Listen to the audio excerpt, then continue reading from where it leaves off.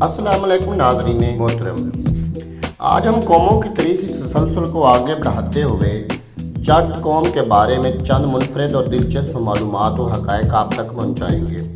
उम्मीद करते हैं कि आपको इन्फॉर्मेशन टीवी की ये कावश पसंद आएगी और आपकी मालूमात में इजाफ़ा होगा।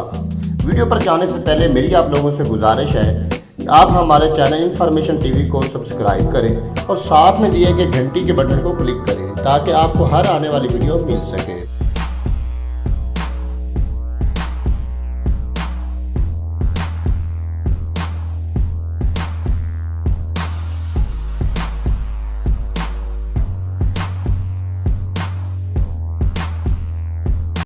नाज़रीन मोहतरम, पंजाब की सरजमीन पर तहजीब, सियासत और सकाफत के गहरे असरात नज़र आते हैं।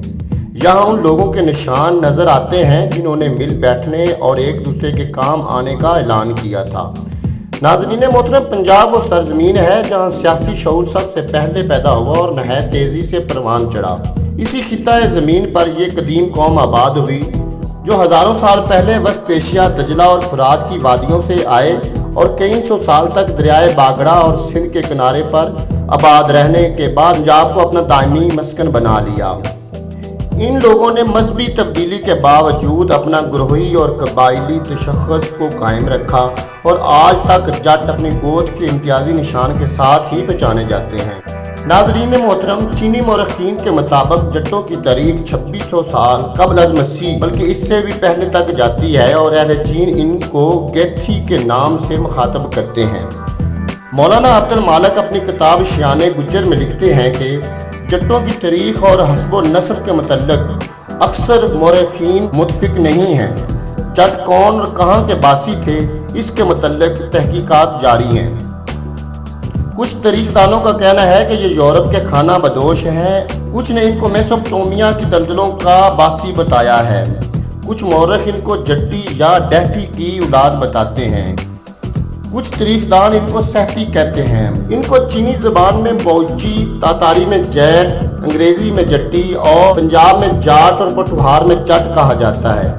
बाद जगहों पर लिखा हुआ है कि ये कौम समरकंद और बुखारा से ताल्लुक़ रखती है और ज़माना कबल अज़ मसीह में दीगर अक़वाम की तरह हिंदुस्तान पर हमला आवर हुई और यहीं आबाद होगी। इससे पहले ये लोग वादी सिंध में आबाद थे और जाट कहलाते थे। नाज़रीन मोहतरम, जट्टों की आमद और पटवार में हुक्मरानी का मतलब फ्रांसीसी मुसन्नफ़ गुस्ताव ले बॉन ने अपनी दोनों तसानीफ़ तमद्दुन हिंद और तारीख़ हिंद में तफसील से बयान किया है। इसकी तहकीक के मुताबिक बैरूनी अक़वाम में से सबसे पहले जट्टों ने हिंदुस्तान पर हुकूमत की। सिकंदर आज़म का मुल्तान में जट्टों से ही मुकाबला हुआ था।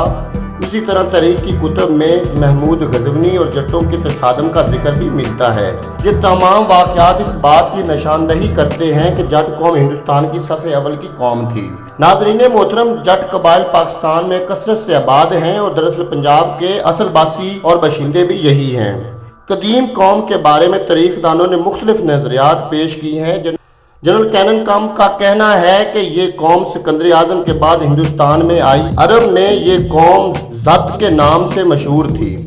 हज़रत उमर रज़ी अल्लाह तआला अन्हु के फ़ौज में भी जट कबाइल के सिपाही शामिल थे। ये लोग दराज कद होते हैं और इनका बदन मजबूत और रंगत गंदमी माइल होती है। इनकी आंखें छोटी और नाक नखमदार होती है। बाल स्याह और गालों की हड्डियां कम उभरी हुई होती हैं। ये लोग ज़हीन व फतीन माने जाते हैं।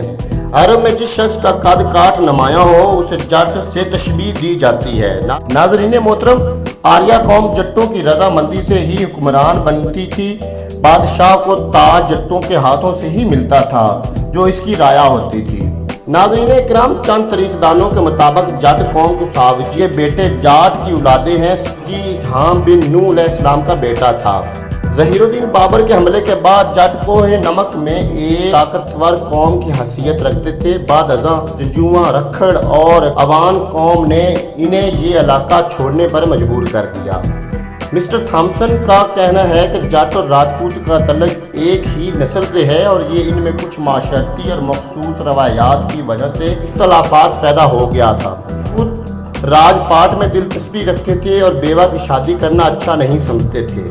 بعد ازاں جو راجپوت زراعت پیشہ ہو گئے اور زراعت میں دلچسپی لینے لگے اور وہاں کی شادی کرنے لگے، انہیں راجپوت کی صف سے نکال دیا گیا اور وہ جٹ کہلانے لگے۔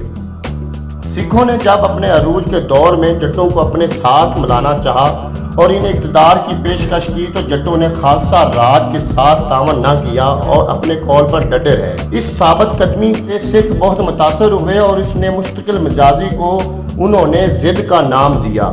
اکثر سکھوں نے اس کے بعد اپنے نام کے ساتھ جٹ سکھ کے لقب کا استعمال کیا۔ جٹ کا مطلب ان کے نزدیک اپنی قوم پر فخر کرنے والا راجپوت تھا۔ ناظرین اکرام، یہ قوم پاکستان اور ہندوستان میں کثرت سے پائی جاتی ہے۔ پاکستان کا شاید ہی کوئی علاقہ ہو جہاں یہ قوم نہ پائی جاتی ہو۔ یہ زراعت پیشہ اور سادہ لوہ انسان ہوتے ہیں، ایمانداری ان کا نصب العین ہوتا ہے۔ پاکستان کی زراعت اور معیشت اور سیاست میں ان کا اہم کردار رہا ہے۔ ناظرین، پاکستان میں جٹ قوم کی آبادی تقریباً 1 کروڑ کے لگ بھگ ہے اور بھارت میں یہ آبادی 2 گنا ہو سکتی ہے۔ ہیر رانجھا مرزا صاحبہ کی داستانیں جٹ قوم سے ہی منسلک ہیں۔ جٹ ہریانوی، راجستھانی اور پنجابی زبانیں بولتے ہیں۔ جٹ مسلمان، سکھ اور ہندو مت تینوں مذاہب میں پائے جاتے ہیں۔ فلم انڈسٹری میں ان کا اپنا نام اور مقام ہے۔ ہل چلانا ان کا شوق ہوتا ہے اور اپنی زمین کو اپنی جان سے زیادہ عزیز رکھتے ہیں۔ دوستو، امید کرتا ہوں کہ آپ کو آج کی ہماری یہ ویڈیو پسند آئی ہوگی۔ اس ویڈیو کو لائک اور شیئر کیجیے اور اپنی رائے کا اظہار کمنٹ باکس میں کیجیے۔ اللہ حافظ۔